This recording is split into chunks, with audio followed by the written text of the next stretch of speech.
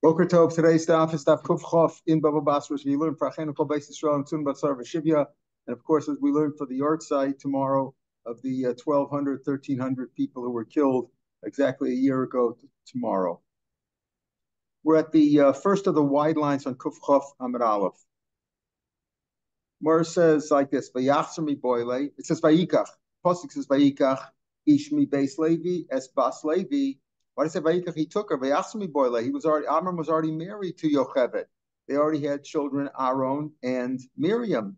So why does it say that he took her like as if they were getting married for the first time? Vayachzer mi boile. He said he took her back. It was a remarriage, rekindling of their vows. Amar Rabbi Yehuda Marzvida Milamed Shasla Ma'aseh L'Kuchen. He took her as if it was for a first-time wedding, meaning of the wedding of a psula. He had a white dress on, right? Hoshiva appeared. He put her in a canopy, in a in a litter or something, a canopy, like as if it was a chuppah of a young girl. Aaron and Miriam. Of course, Moshe was born later. That's what happened. That Miriam had prophesied that, told her parents to get back together because she prophesied that they would have a child who would save Israel. So Aaron and Miriam, they were singing in front of her as if they were dancing at their own parents' wedding. Malach Yashar, some nachshivs would say, the mother of the children will be happy, is happy, will be happy. Okay, so back to Bnos Slavchad. In one place it says, when they got married, the five daughters of Slavchad, it says, they went according to their age order, meaning the oldest first, then the youngest, when it talked about them getting married. And here, when it's talking about Vakan, when we're talking about the question that they brought up to Moshe Rabbeinu, what about our Bechorah Shiur? We learned before that they knew that that the sons come before the daughters, and even granddaughters of sons come before daughters. They knew all that, and they knew they were entitled to a share too. But they were asking about the Chelik Bechorah. But then when they brought up the question before Moshe Rabbeinu, then Vakan Der Chachmasan, they were listed in order of their wisdom. In other words, the five daughters are not listed the same way. If you look at Rashbam in the wide lines, the third of the wide lines, he says when they got married, they were listed in birth order. That's what I said, age order. Birth order is the right word, right, Michael? Machla Tirza Tigla Malka Venoah, right? It says that's the birth order. And then later on, when it talks about the question that they brought before Moshe about the Yerusha, it didn't list it. They were listed rather Machla Noah Tigla Malka Patirza. Machla is still the first, but she was obviously the wisest and the oldest, but it's not the same order. Why are they not in the same order? So we'll see two opinions. The second opinion, which we're going to see in a few minutes, is that just to show you that they're all equal. Sometimes you listen before the other. Sometimes the order is not important because they were all equal, so to speak, in virtuosity, in their righteousness, and in their wisdom. Everything that was equal about them. So you listen different. Like sometimes it says Aaron and Moshe. Sometimes it says who Moshe and Aaron, right? Who Aaron and Moshe, to show you that they were both equivalent. So that's the second answer that we'll see first. But first, he doesn't give that answer. First, he says, why does it list them differently? In one case, it lists them in birth order, one place in wisdom order. When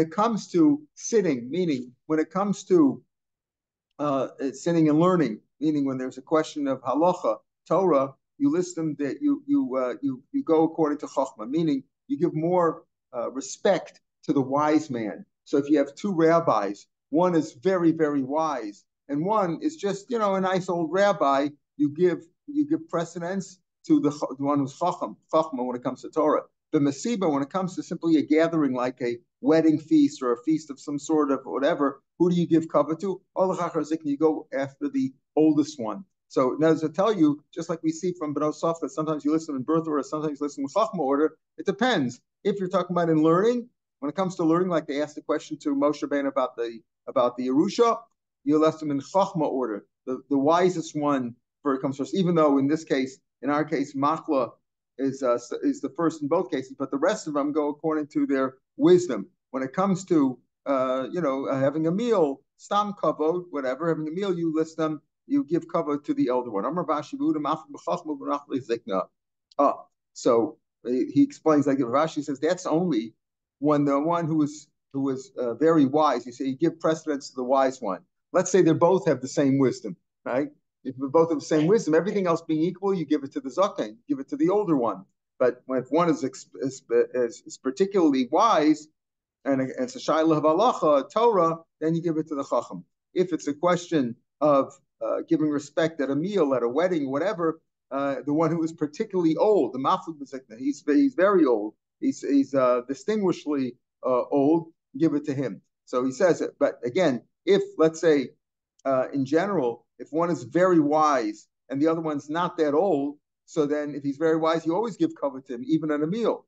And if one is very old and the other one's not particularly wise, you always give cover to him. The question is, everything else being equal, you give it to the zaken. If it comes to a shayla of Torah and one is very, very wise, even if the other one is very old, but this one's very, very wise, you give it to the very, very wise one. And when it comes to a meal, you give it to the one who's very, very old. But everything else, if everything else equal, or neither one of them is particularly old or particularly wise, you give it to the zaken, because the zaken is properly respect. The one who's chacham won't mind giving it to the zaken. That's always proper to show respect to the elder. Tanur Shmuel. Shmuel is a different reason. They were equal presumably in wisdom, etc., and all their in their righteousness. Shenemar batiyena. It says batiyena b'nos lafcha, the five b'nos lafcha we got married to when they got married. It says batiyena as if to show they were all same. Kudazer said hayu nesuos. It says batiyena as if to say they were same. So Rav Shmuel learns differently than Rav Ami. He doesn't hold like Rav Ami, and he says it's not a proof to Rav Ami from the fact they were listed in different orders, because it show you just like that they're equal. Like he says, like the Gemara says, who Aaron and Moshe, who Moshe and Aaron, to show you that they were equal. Right, so there's two different opinions as to why in one place they were listed in birth order, in one place they were listed in wisdom order. Now he goes on to explain Amar Rabbeinu Amar Shmuel. Even though we'll find that in the first generation, in the Yotzei Mitzrayim, they were told to marry within their own tribes, so that the women should, if the women got any Yerusha, it wouldn't transfer to another tribe. But the most often were not bound by that.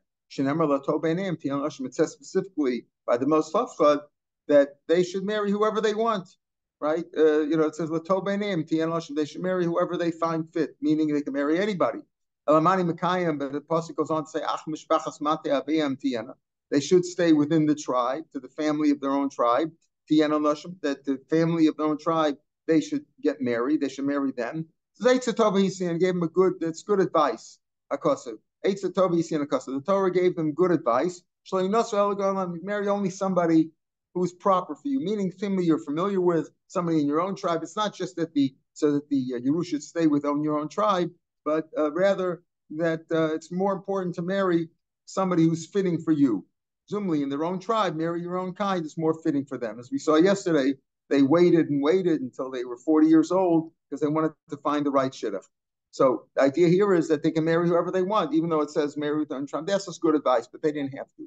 Most of Rabbah asked a kasha over here on this to say, what do you mean? It's mashma that they had to marry with their own tribe. The Yotzei Mitzrayim, they were among the Yotzei Mitzrayim. They should have married with their own tribe.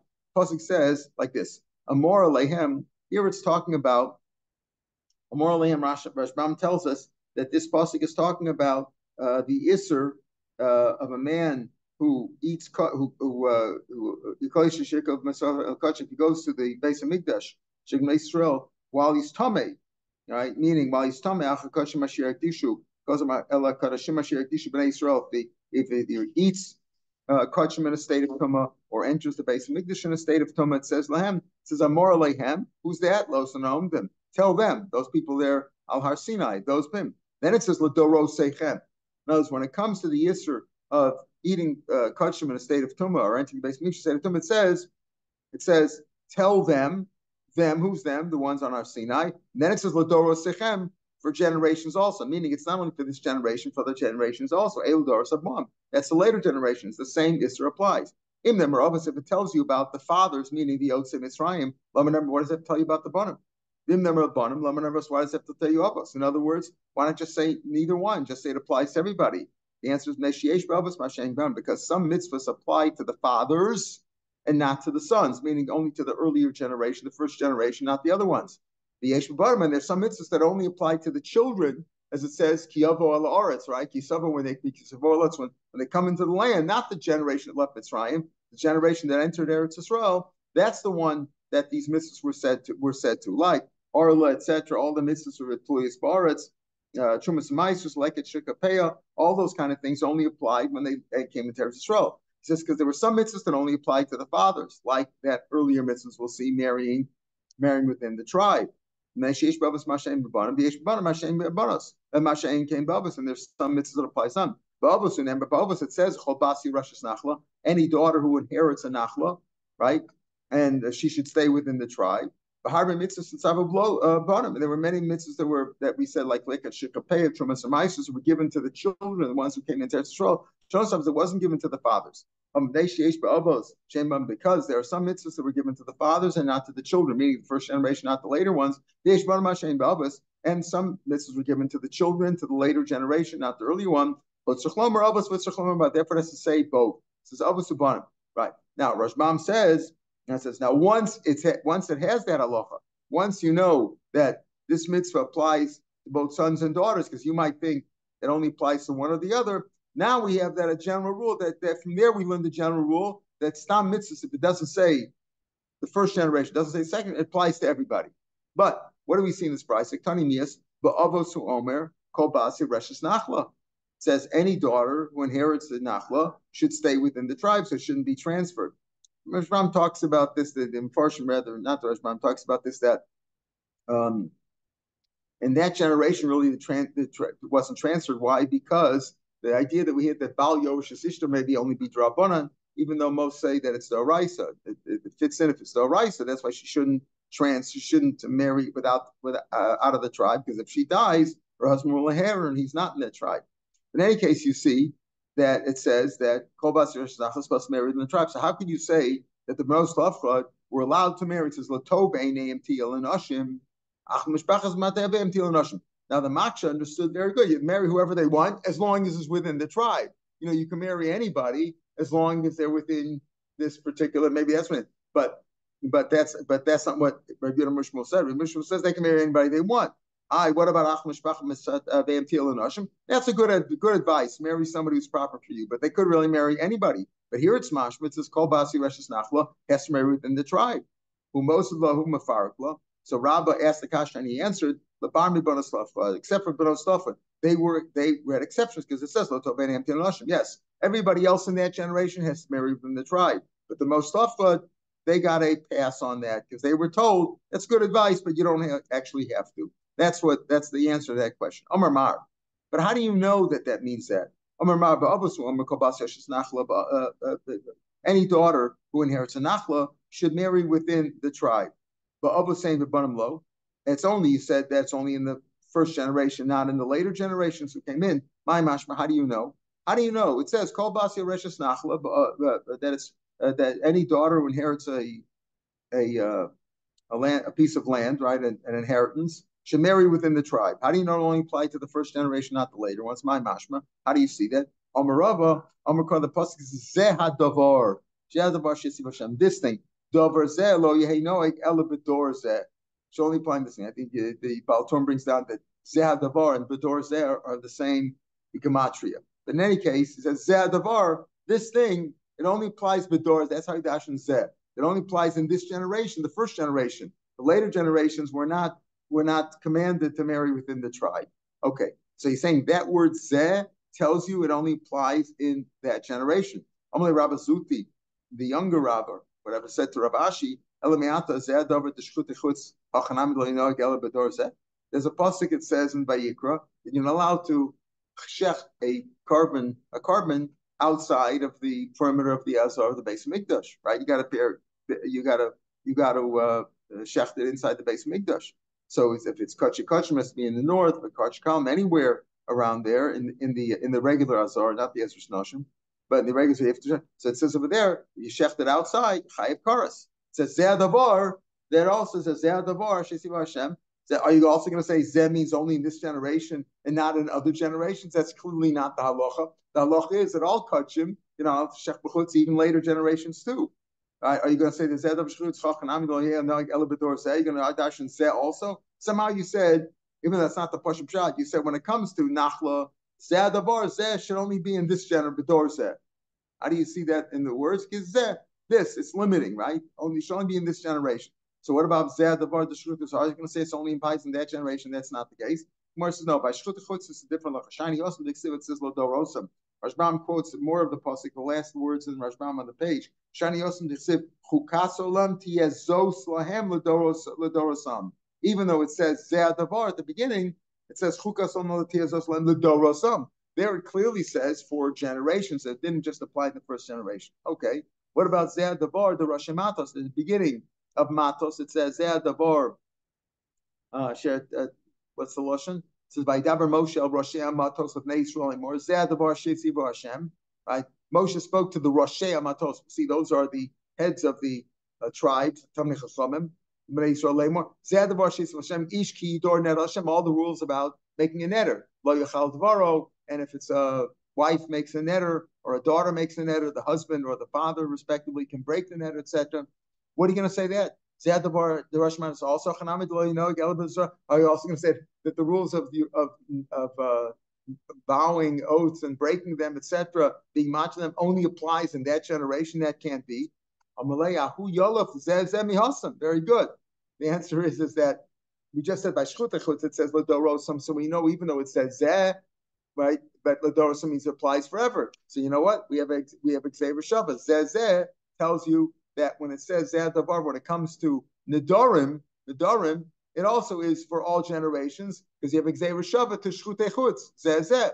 Okay. So Hainami Yalef Zeh Miyasam. So why don't you say over here when it comes to Nachla, also learn Zeh from what? From Shchutei Chutz, that it should apply to all generations. Hi, Mai. Wait. Take a look. Hi, Mai. What are you looking at? Bishlam Mahasam. It's Xavier Shavah. We'll see. There's Xavier Shavah of Zeh from Shchutei Chutz to Nidarim and vice versa, right? Because we need Xavier Shavah for other reasons, as we'll see. There's already Xavier Shavah. And Rashbam points out over here and later on Daf, Ein Xavier Shavah L'machza. We had before, Ein Hekesh L'machza. But if you learn Xavier Shavah, it's got to be, it applies throughout. You compare Nidarim to Shchutei Chutz in all respects. So there's Xavier Shavah already between Shchutei Chutz and Nidarim, and therefore, we apply it for different reasons, and we also apply it to say that just like by Shchutei Chutz it applies for all generations, by Nidorim it also applies for generations. But over here you don't need Xavier Shavah.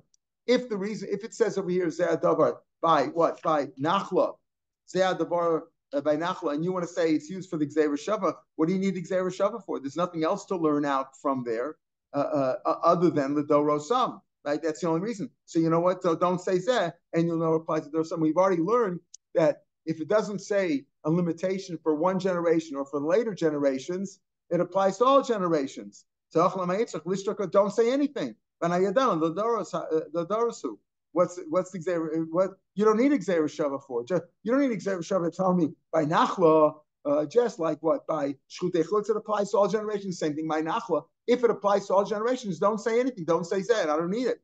Over there, when it comes to Shchutei Chutz and the Nidarim, we'll see the Xavier Shavah teaches me other halachas. Once you have those halachas, you could say those halachas apply, and also you learn out from Shchutei Chutz l'dorosam to Nidarim l'dorosam. But over here by Nachla, it doesn't have to say Zeh to teach me that it applies to all generations. Xavier Shavah. Don't say Zeh, and I'll know automatically it applies to all generations.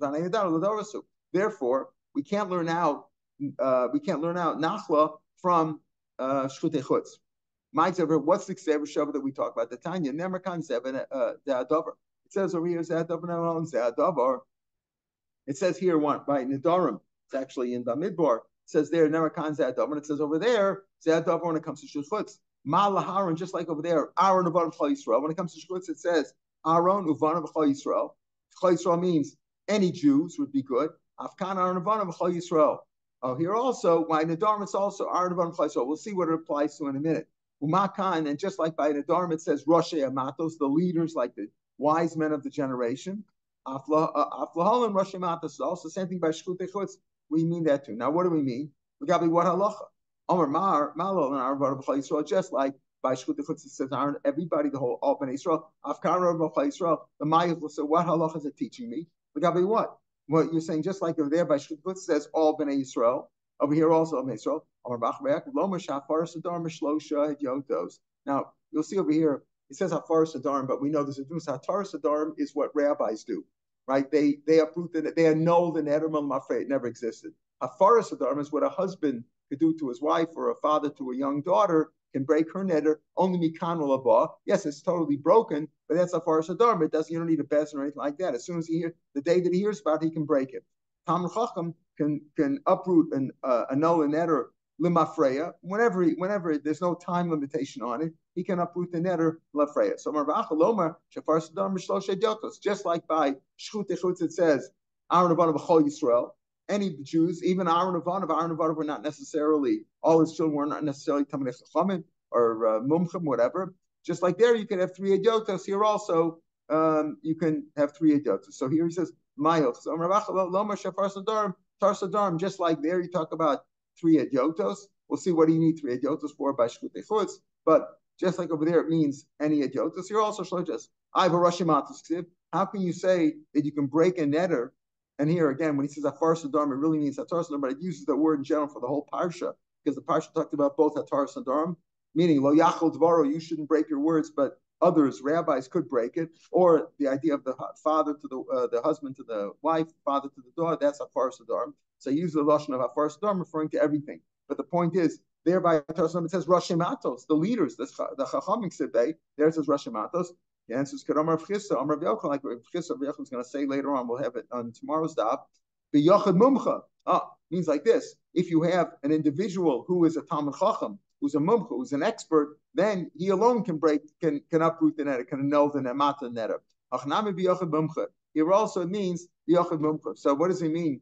It says Hatar Sadarim can be with 3 Ediotos. It says Rosh Matos. That's a Yochel. Yochel Mumcha, 1 is good enough. But if you don't have a Yochel Mumcha, you have Ediotos, then 3 is how you break the neder. So that's learned out. That's Hatar Sadarim is learned out from Shchut Echutz, because by Shchut Echutz it says Aaron Avanav B'chol Yisrael, meaning any guys.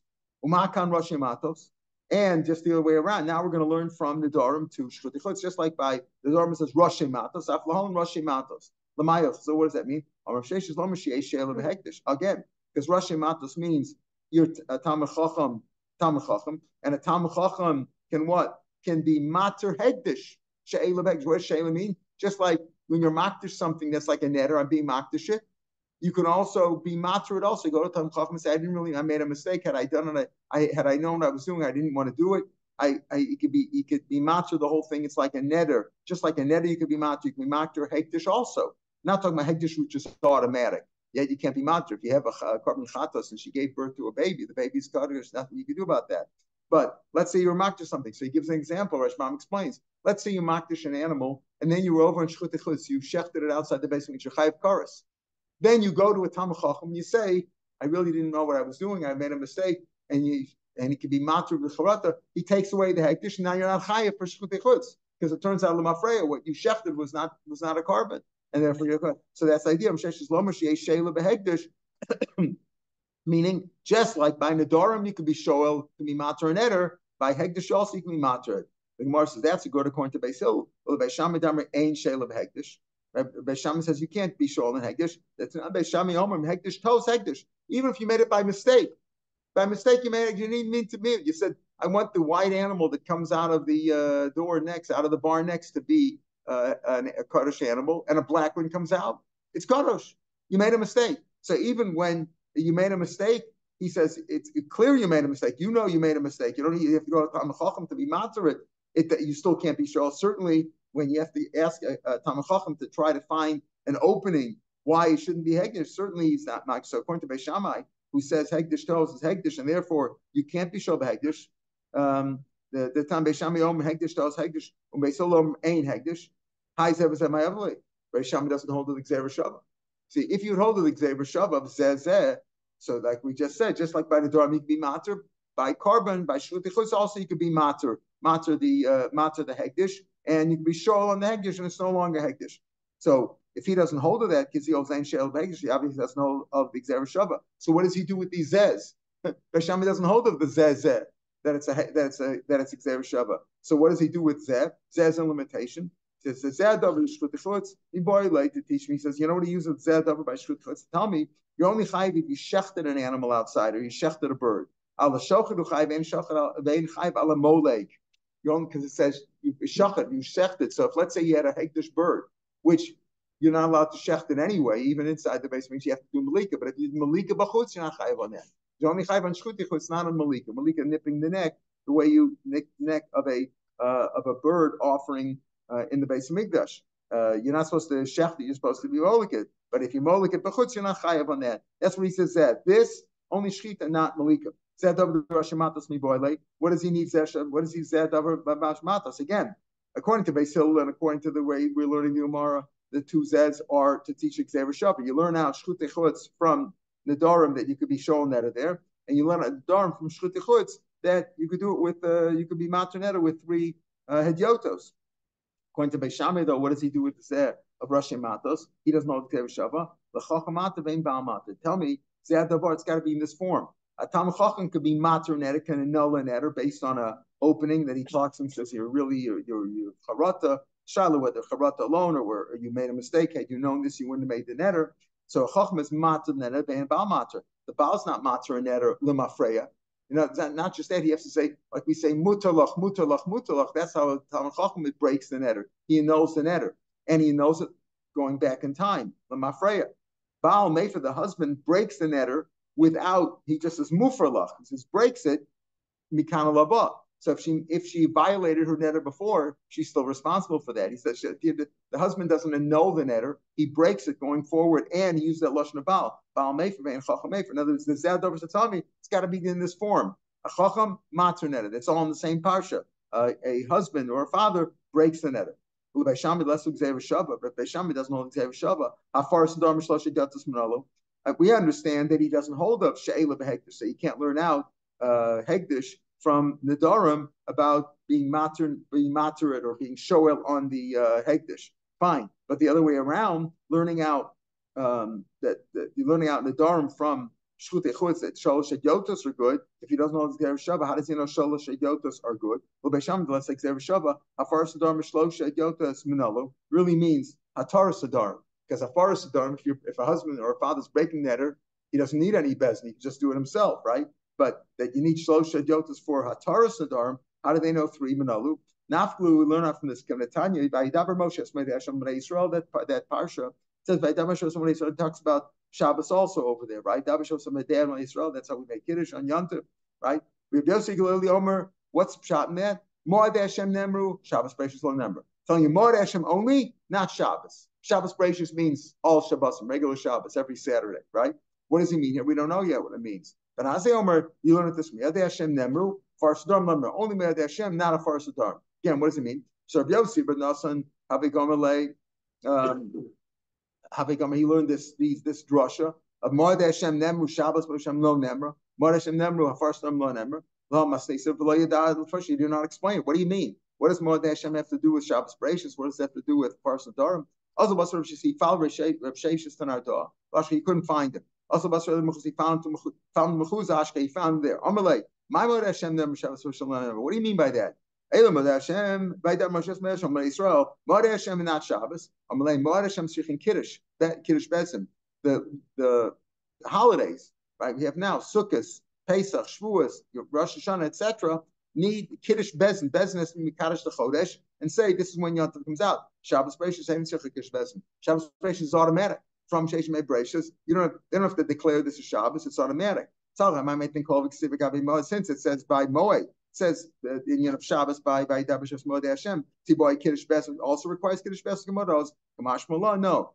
Kamash Mullah, we don't say that. That's one drasha. That's the first drasha. Then Ben Azik said Moed Hashem Tzichan Moed Hashem Nemru the first num number. My Moed Hashem Nemru first num lo Nemru. Moed Hashem Tzichan Mumchen. In other words, to declare the new month, to declare when Yontif is going to be, you need a bezin of 3 experts, 3 expert rabbis. Rashbam calls them Baki b'Gemara, Kloma Rav Muvhak, right? Moed Hashem Tzichan Mumchen, Farsadar Mein Tzichan Mumchen. All right, that's what it means. The Moed Hashem to declare the new month and declare Yontif, you need mumchen, right? Mumchen. But a Faris Adarm doesn't need mumchen. You can leave 3 regular guys. We're talking about how does Beis Shammai know that a person doesn't need 3? Because he says Dafka Moed Hashem and not a Faris Adarm. But Rashi Matoskiv, it says over there that you need the leaders, like we said, the leaders by a Faris Adarm, it says lead the leaders. So what do you mean over here? The leaders mean Tam B'Chacham. This is what we referred to before, the Yachid Mumcha. There is telling you could break a netter either with the Yachid Mumcha or with 3 regular Hedyotas. That's how we learned that all out. All right, tomorrow's Gemara starts with Tanan Hassam over here. We'll pick it up from there, or I think on the table, fix it up even from the top of the page or the bottom of today's daf, and it'll be on the podcast. And for the benefit of those in Chutzlaretz, we'll put up today Kuf Chaf Beis and Shabbos, because Friday's Yom Tov for them, and Shabbos is daf. All 3 dafs will be up there. And in Mitzvah, we will start on here on Friday, Mitzvah Isru Chag. On the 5th line, Kuf Chaf Beis and Aleph Amar Yehuda saw the 5th line from Kuf Chaf Beis. So make sure you get to there. And on Friday, we'll learn Mitzvah at the regular time of 5:20. Back to regular schedule on Friday, Isru Chag. Chag Sameach, Guten Kvittel, Pitka Tova Lekulam. Thank you. Beautiful. Have a great Yom Tov. Good Yom Tov.